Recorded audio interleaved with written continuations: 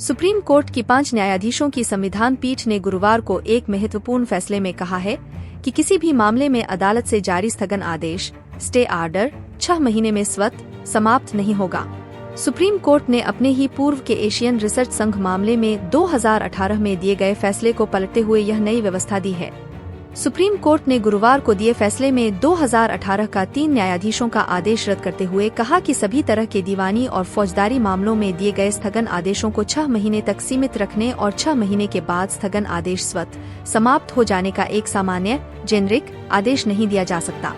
Court ने कहा कि बेहतर हो कि ऐसा करना संबंधित अदालत पर छोड़ा जाए जो केस की प्राथमिकताओं को देखते हुए निर्णय ले। यह फैसला प्रधान न्यायाधीश DY चंद्रचूड़, AS ओका, JB पार्डीवाला, पंकज मित्तल और मनोज मिश्रा की पीठ ने 2018 के एशियन रिसर्च संघ of road agency private limited के निदेशक बनाम CBI फैसले पर पुनर्विचार की मांग वाली Allahabad high court bar association की याचिका पर सुनाया है। कोर्ट ने हाई कोर्ट बार एसोसिएशन की अपील स्वीकार कर ली है।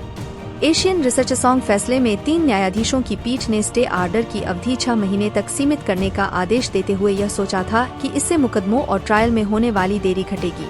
कोर्ट का मानना था कि देरी घटाने में यह तरीका प्रभावकारी हो सकता है। 5 न्यायाधीशों की पीठ ने 2018 के आदेश को रद्द करते हुए कहा है कि संवैधानिक अदालतों को अन्य अदालतों में लंबित मामलों के निपटारे की समय सीमा नहीं तय करनी चाहिए। आउट ऑफ टर्न प्राथमिकता का मामला भी संबंधित अदालत पर छोड़ना चाहिए, क्योंकि जमीनी स्तर के मुद्दे केवल संबंधित अदालत को ही मालूम होते हैं। ऐसे आदेश केवल असाधारण परिस्थितियों में ही पारित किए जा सकते हैं। जस्टिस ओका ने पीठ का फैसला पढ़ते हुए कहा कि संवैधानिक अदालतों को केस निपटारे की कोई भी समय सीमा तय करने से बचना चाहिए। हाई कोर्ट सहित सभी अदालतों में मुकदमों के लंबित रहने का ट्रेंड भिन्न है, इसलिए कुछ मामलों में आउट ऑफ टर्न प्राथमिकता का मामला भी संबंधित अदालत पर छोड़ना बेहतर है। जस्टिस ओका ने स्वयं और 3 अन्य न्यायाधीशों की ओर से दिए फैसले को पढ़ा। जस्टिस मित्तल ने अलग लेकिन सहमति वाला फैसला दिया। 5 न्यायाधीशों ने माना है कि स्टे ऑर्डर 6 महीने बाद स्वतः समाप्त होने का 2018 का फैसला ठीक नहीं है। कोर्ट ने कहा कि वह एशियन रिसर्च फैसले के पैरा 36 और 37 में दिए गए निर्देशों से सहमत नहीं है। सुप्रीम कोर्ट ने इस मामले में सुप्रीम कोर्ट की अनुच्छेद 142 में प्राप्त शक्तियों के बारे में भी दिशा निर्देश जारी किए हैं।